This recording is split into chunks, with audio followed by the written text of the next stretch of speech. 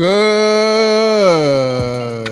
morning, everybody. Good morning. We are back. Welcome to the Java Cafe, Java fam. We are back. We just finished a session talking about with Massachusetts General Hospital, we ended the session talking about COVID-19 and the vaccination. And this morning, I have a guest coming into the room, David Halbert. He's running for Boston City Council at large and was a little derailed a few weeks ago by his own personal experience. And so this morning in the Java Cafe, we're talking about, Your Healthy Java. And then Dr. Thea James is coming in at 11 and really giving us an in-depth update around the vaccination and the booster shot. But I thought it was important, being familiar with David's experience and his family, I thought it was important to put a little personal sort of testimony Tuesdays, a little personal testimony to the benefit of the vaccination, to his experience, and how important it is to just really abide by the CDC guidelines and whatnot, and what precautions he had to take. And so it's Testimony Tuesday. Without further ado, I would like to present to some and introduce to others my good friend and brother for a long time from back on 5, back in the day. But Dave, welcome to the Java Cafe. You are no stranger. You've been here talking about being a Black man and politics and everything, but a little personal today. You're going to talk as a dad, as a husband, and because of who you are and what you're aspiring to do, we will, talk about, some policy perspective around this. And so I'm going to take down real quick and just allow you to introduce yourself and tell us why we're here today. Folks may not know, that you had an experience, you and your family had an experience with COVID. So please introduce yourself. You're looking good, brother. David's stepping with you on the campaign trail. Get it, man. Get it, sir. But welcome again to the Java Cafe. How are you? Hey, what's going on, Jimmy? Always good to be here. Thanks so much for the invitation and for having this conversation for the community. It's really important. As you said, for those who don't know me, my name is David Halbert. I'm a candidate for Boston City Council at large. And typically I would go into the whole stump speech and talk to you about the issues that are driving me to want to serve in this role and serve our city. But today in the focus on this, we really focus on the most important job that I have, that I tell folks all the time, which is being a dad. Right. I have 2 beautiful little girls, a 6-year-old and a 3-year-old. And at the end of last month, we had a call from the school that no one ever wants to get. I got a call. I was sitting actually down here where I'm speaking to you right now. I was making a few phone calls running in between events and saw a number I recognized as my daughter's school, picked it up, and they said, you have to go and pick up your daughter. She's tested positive for COVID. And we had gotten an alert at the end of the previous week that a student in the school and in her class had tested positive. So we had already actually had her tested on Saturday, but because of the delay, we hadn't gotten the results back yet. So after the school's rapid test came back, we ended up getting a result that said that she was positive as of that Saturday, actually. So it was just one of those things. It was an up and down day, right? I remember it very distinctly because that day started off with, on the political side, with being endorsed by Ayanna Pressley that morning, right? It was a big day. We were looking forward to kicking off a big week on the campaign side. And then the reality of life kind of came to the fore a couple of hours later. So I went down, we picked up our daughter, brought her home, and that just triggered a whole bunch of things that happened, right? We had to move, obviously, on the campaign trail. I've been talking, as many people who see me know, about how we have to take this very seriously, right? Very seriously. Vaccination, making sure that you're abiding by the appropriate safety protocols. And so wanted to make sure that I was Testimony Tuesday, practicing what I preached, right? And it was tough, right? It's tough when you have professional obligations of any type and those things get derailed through, no fault of your own, no fault of my daughter's, and really no fault of the schools. And I give them a lot of credit. My daughter's a Boston Public School student. Every day when I drop her off, I know they got masks and hand sanitizers, and they're trying to do everything that they can to keep our little ones safe. But 700 kids in a school, in a neighborhood where the vaccination rates have been a little bit lower than other parts of the city, these are the kind of things statistically that unfortunately can happen. Now, I always very prayerfully and happily can say that she basically only had a runny nose. And so she was very happy to, be able to hang out at home, and people sent her balloons and cookies, and she thought it was the greatest thing in the world. Got to watch some cartoons, have a good time. And her spirits were up and lifted. And so I've said many times, but I can't say it enough publicly, to those who did reach out, everyone who sent a kind word and a prayer for us and our family. Just thank you so much. We were deeply touched by just the outpouring of love by our community. So truly, truly thank you. But it also brings things in a pretty stark relief, because we had a little bit more to work with, right? My What wife do you mean by a little bit sorry. more to work with? What do you mean by that? A little. Go ahead. So real quick, long story short, I wanted to be safe. So I was isolating because I knew I was going to have to be back out and in the public. So I'm here. I was living literally here in our basement. We had a little bit of space to make that happen. My wife and our daughters were upstairs from us. And we used to make a joke, because at night, my wife would text me at like 9:30 and say, okay, everything's been sanitized. You can come eat dinner now. So I could go upstairs. But in all seriousness, we had that physical space to separate from each other, right? My daughter didn't have to worry about, a roof being overhead or food being in the fridge or on the table or anything like that. And we know that there are so many in our community who are working so hard, and that they are just on the edge, and that something like this can just push them over, right? Because now they're talking about they got to miss a shift. And that means dollars that aren't coming in, that they're not going to be able to pay rent, or they're not going to be able to go to the grocery store and buy that food, right? Or maybe the employer is going to say, look, I can't have you be out. I'm going to have to hire somebody else for this job. So we have to be doing everything we can as a culture, as a society, as a government, right, to make sure that we're supporting those people in a time of need. Because once again, nobody asked for this. Nobody asked for this. And so, that means on the side of our public, we have to take this seriously. Please, if you can, go out, get the shot, get vaccinated. Please do that. Make sure that you are wearing your mask where you can, where you need to be indoors, social distancing, doing the things that we need to do, because we're about to come back into winter. It's going to be hard. We have variants. We have a lot of things happening. And then on the side, for folks who are out there who are employers, just have some, as much as you can, have compassion. We know you got a bottom line you're trying to meet. We know you have things you're trying to do. But remember, your people are your greatest asset, and how we take care of our people, particularly in a time of need like this, shows what kind of society and culture we really are. David, I mean, you said you were starting off and as a dad today, but it exudes out of you who you are as a leader. A couple of things there, just want to pull back a little bit and unpack. And so you had to deal with testing. What was your experience? Where are things now with testing? Was it convenient? Was it primary care? Did you go to a free testing place with what you're comfortable, sharing? Oh, yeah. What's been your experience as far as testing? How easy was it? Is it, still, and you mentioned a rapid test. Yeah. So the initial testing that we did for our daughter and my wife and our other daughter, actually, since they were there, was through Common Square Health Center. Okay. We're very proud to be patients at Common Square, and we are blessed to have in Boston such an incredible network of community health centers in many communities. Shout Not out all. to, Mike Curry and Common Square. Absolutely. Yep. Hey, so we want to make sure that we're lifting them up and supporting, but they're overburdened, particularly in high need communities, right? If you've been to Common, they don't even do it at Common anymore, right? They moved it down to Carver, down by Carver Den, over on Talbot, because there's just so many people coming through. So it was a 3-day test. That's why we didn't have the results back when the school called us. The school was able to do a rapid antigen test. They had that on site. So that's what they were able to do. And then for myself, I wanted to make sure that I could get one in, but needed to find out as quickly as possible, because once again, trying to figure out what we were going to do work-wise, campaign. So I actually ended up having to wake up bright and early and go to Back Bay and get one that was partially covered by insurance. And once again, it's that flexibility. Do you have the money to come out of pocket to get one of those rapid tests, or don't you? There's a very real divide that we have seen, that we all know is there, but a very real divide in terms of haves and have-nots, in terms of access to things. Because I can tell you, when I walked into that place over on Newberry Street, right, there weren't a lot of folks. Okay. Let's be honest about it, right? And it was people who were traveling internationally, and people who were doing things on visas and stuff like that. So we need to make sure that we're doing everything we can to also advance equity, because if somebody has to only wait 24 hours and somebody's got to wait 3 or 4 days to get a result, that can be big, right, in somebody's life and what's happening to them. And so, we really do need to think about that.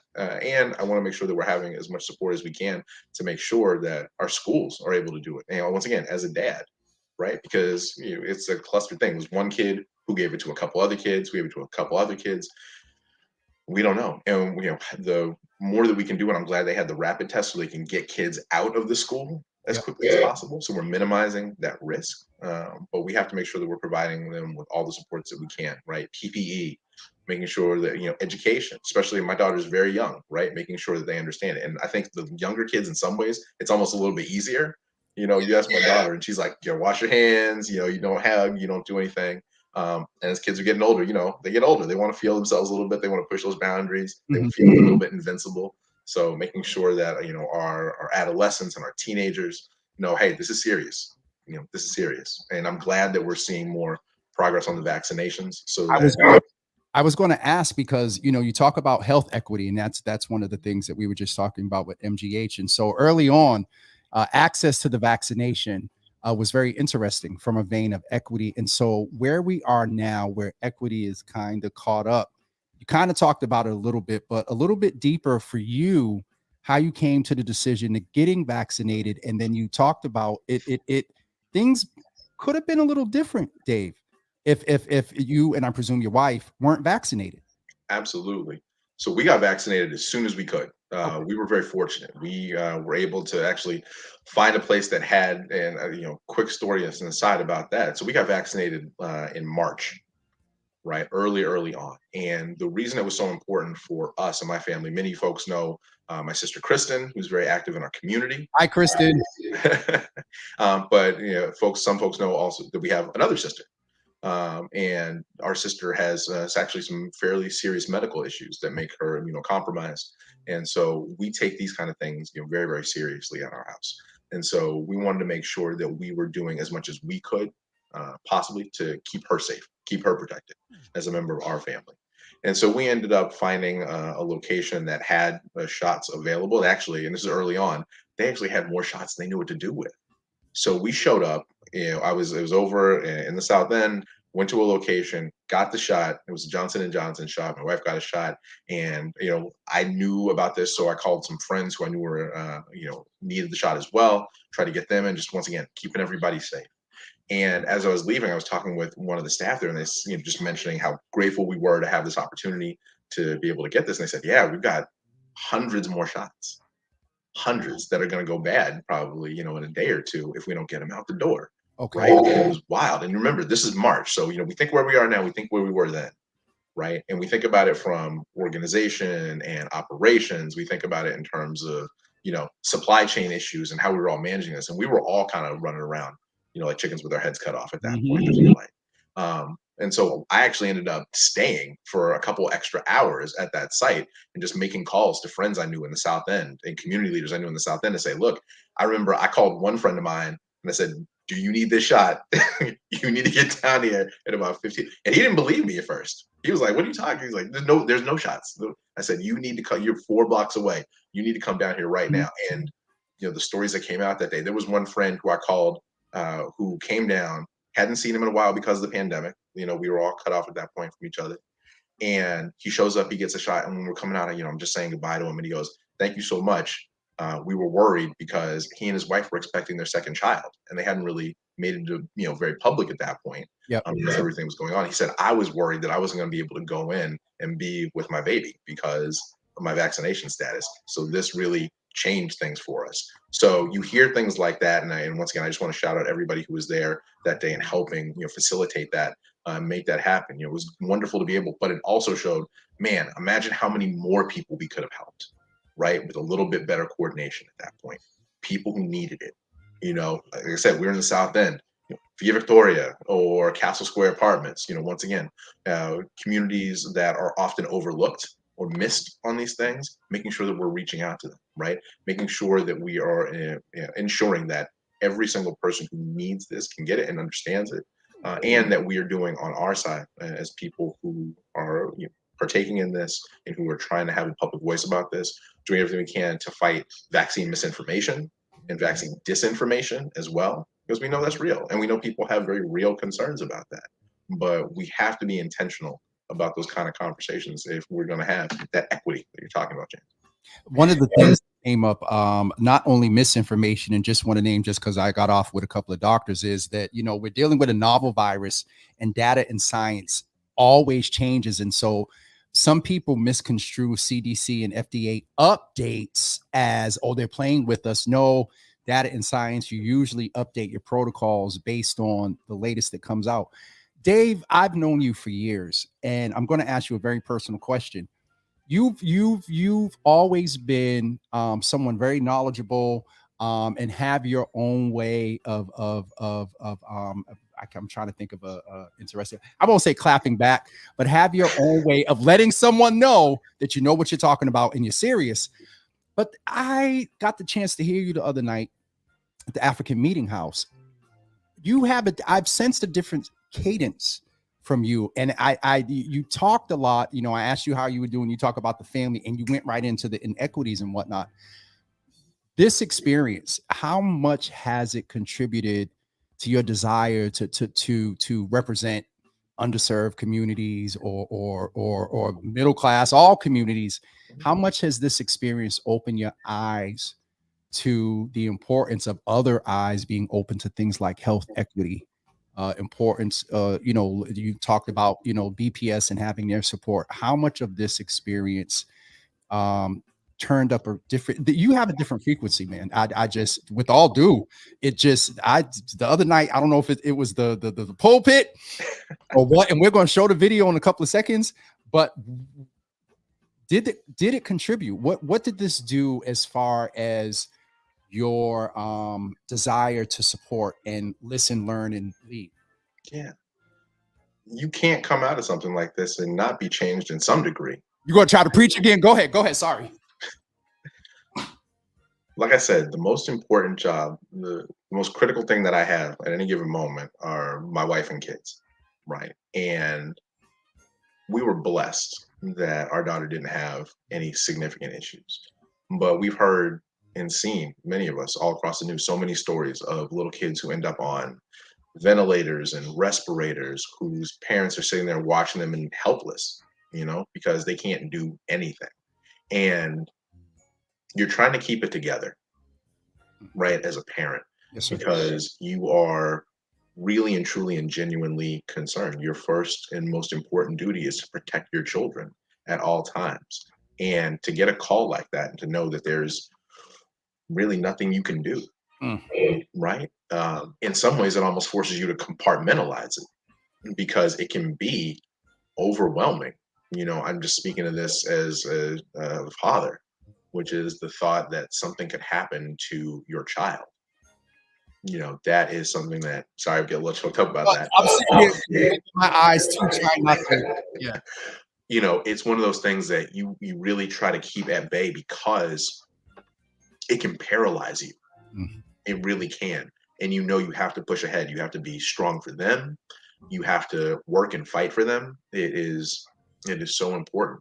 And to think about families that are already dealing with so many other concerns and issues in our city, whether they're talking about structural racism and how it impacts them, and, you know, the jobs that they have or the places that they can live or the forces that they have to work against, to know that they are fighting in so many ways, whether it's language access or educational access or equity, so many things. And then to have this poured onto them, and then to have them thinking that the most precious thing in their life, their children, could be vulnerable, and that they are sitting absolutely helpless and just praying for mercy. It completely changes the context in which you see everything and the work that you're doing, because the job that we need to do as public leaders is to find those people in that time of need and to be there with them in every way that they need and with everything that we can, because we are protecting nothing less than our future with our kids. As I said, you know, in a tweet and whatnot, you were coming in as a dad, you know, and then as a husband today. So one, not intentional to take you there, but two, I appreciate your transparency and willing to be vulnerable. in a space. And so I'm going to allow you an opportunity to get yourself together. And I'm going to go ahead and play the video the other night, but you answered my question. You didn't say yes or no, but you did in your response say yes. There is a different frequency and cadence. And so as a dad, I can see where it's informed, your desire to represent and learn, listen, learn, and lead. And so we're going to go ahead and share that video with you guys right now where David, you'll see.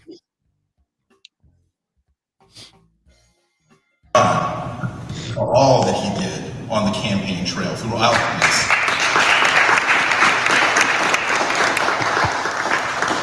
Because at every given moment, he made sure that we were centered and we were talked about and we were part of that conversation. It's important because it's not about John, it's not about me, it's not about the rep, even though he endorsed me. Thank you for that, I appreciate that. It is about our community. It is about honoring the sacrifice that so many people have made, the blood, the sweat, the tears, the deaths that so many people have endured so that folks like us can stand in places like this and have conversations like this, and more importantly, make the progress, those specifics that is was talking about, that are going to come back to our community, that are going to redound to the benefit not just of us, but of our children, and making sure that the Boston that they inherit is a better Boston than the one that we stand in right now. That's my commitment in this race, not just to be a candidate, but to be a change maker. And I can only do that with partnership. So thank you to each and every one of you. I know you were out, I know you were talking in every corner, in every room that you're in about why it is so important that we have our votes out there, that we have our voices being at the ballot box, and more importantly, that you hold everyone, whether they look like you or not, whether they share your story or not, you hold each and every one of us who seek to be in public office, who seek to be in public leadership to account. Because that is the essence of democracy, and that is why we're here. Thank you so much.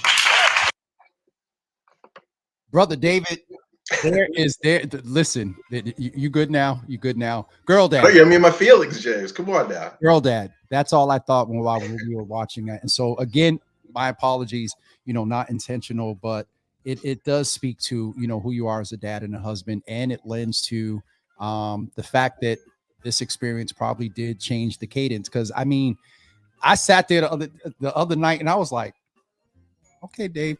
And so you talked a little bit about policy and whatnot, but why, before you wanted to, you've been listening for years, you've been learning, and you've made another attempt to lead. Why do you stay in it in a manner to where you are a dad, you are a husband? Why is it so important to you to take your life experiences like this most recent one and attempt to lead and represent a people? Absolutely. It's the work of my life, right? You and I met in public service. This is what I do, and it's because it's who I come from. It's the people that I come from. You met my mom, Pastor Lois Adams.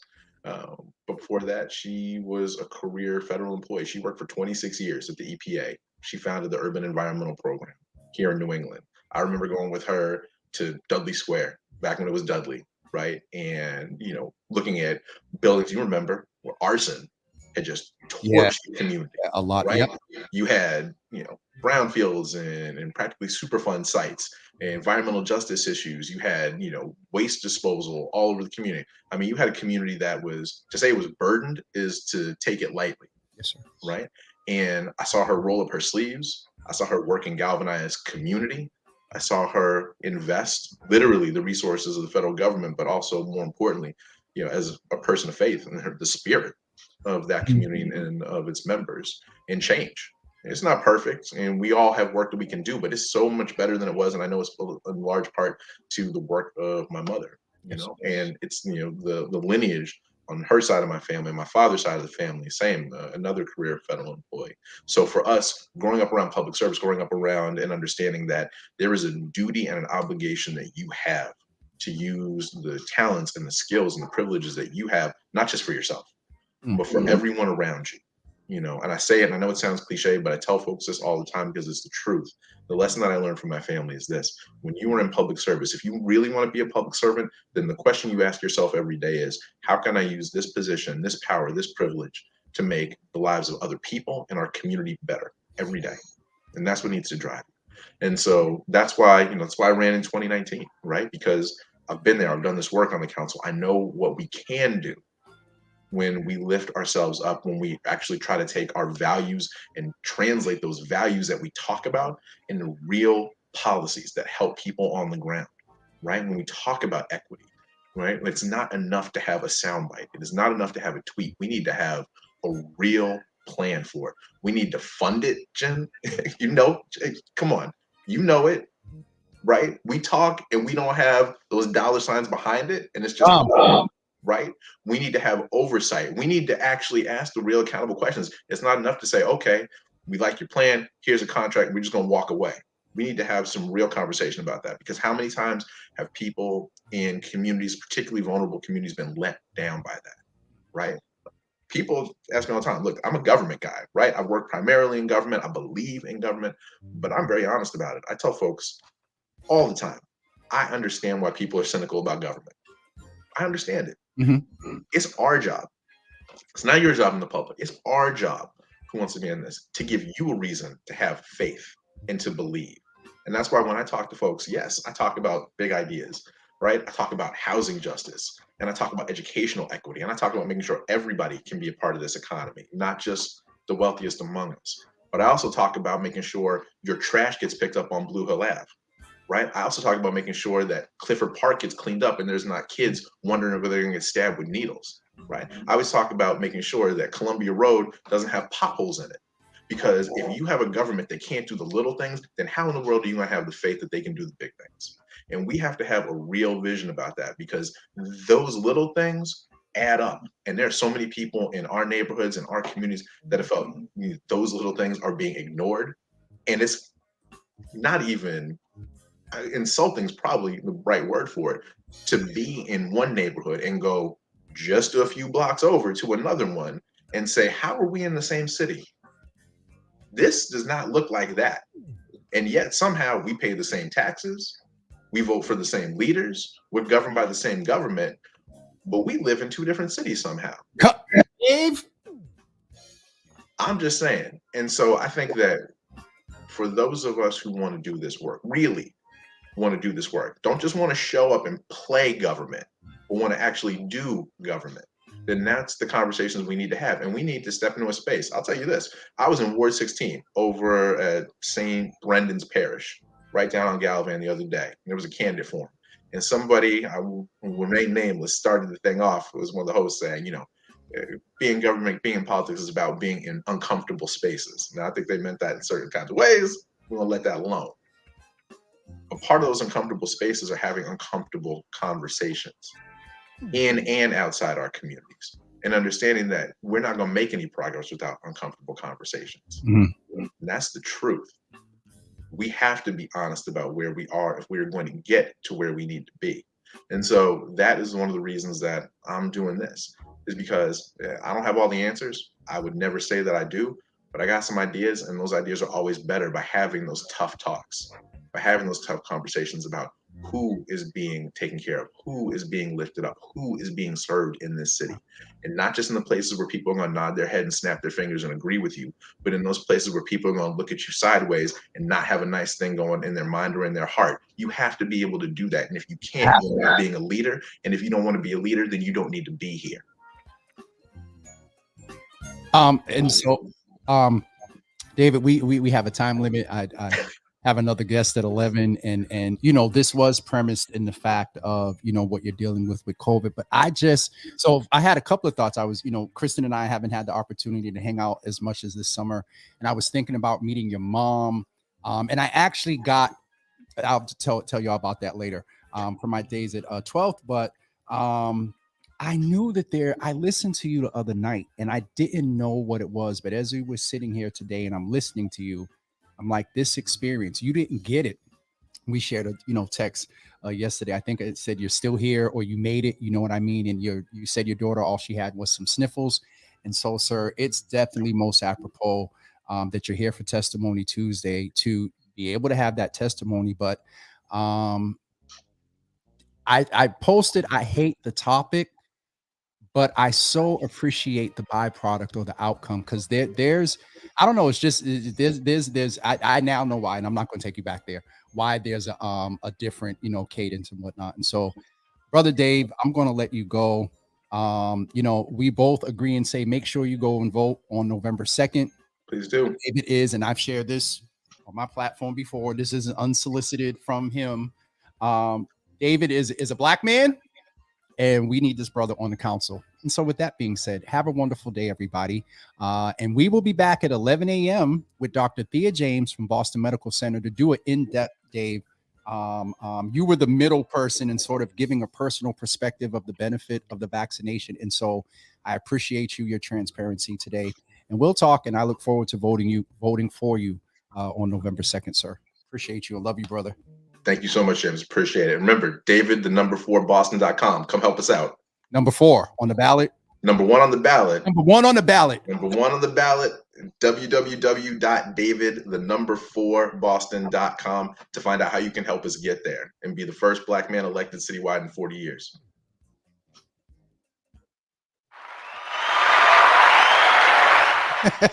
Dave, I love you, brother. All right. Have a wonderful day, everybody. We'll talk to you soon. Thank you all so much. Bye-bye. Have a good morning, everybody. Stay safe.